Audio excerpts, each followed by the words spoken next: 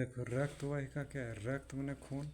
तो खून बहने वाली नली, हमारे शरीर में खून जो होता है ना बंद नलियों में प्रवाहित होता है। जैसे तिल चट्टा ये सब जीव है ना, उसमें खुला परिसंचरण था।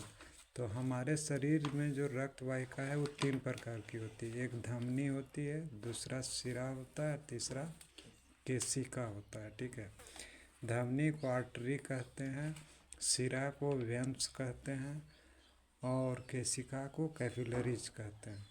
ठीक है, तो धमनी कैसी होती है? इसका क्या काम है? यह हृदय से शुद्ध रक्त को, शुद्ध रक्त मतलब ऑक्सीजन मिला हुआ खून को पूरे शरीर के हर एक अंग में ले जाती है। ठीक है, और शिरा का क्या काम है? पूरे शरीर से अशुद्ध रक्त, अशुद्ध रक्त मतलब जिस रक्त में कार्बन डाइऑक्साइड अधिक हो, उसको कहाँ तक ले जाती है? पूरे शरीर से हृदय तक। ठीक है, धमनी की जो दीवार होती है, भित्ति जिसको कहते हैं, वो मोटी होती है और लचीली होती है। ठीक है, हाँ, और जो शिरा होता है, शिरा की भित्ति पतली तथा कपाट युक्त होती है। कपाट युक्त मैंने समझा, दीवार जैसे, ताकि उल्टा ये नहीं बहे, क्योंकि इसको जाना है किधर? हृदय की ओर। उल्टा बहेगा तो क्या हो जाएगा पता है?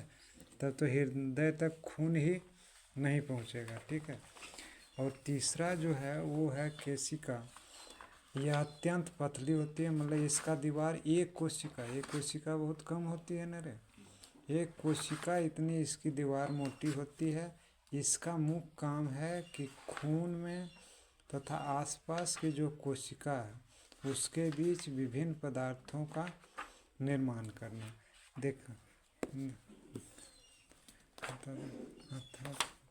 देखो जो ये जो कड़ा जैसा यहाँ अनुभव हो रहा है ना, है ये कड़ा जैसा, वो है धमनी। और यहाँ जब सुई सब पड़ता है ऐसे करके ये पतला, तो ये है शिरा। समझ गए ना? और केशिकाएँ आपको दिखाई नहीं पड़ती है। समझ गए?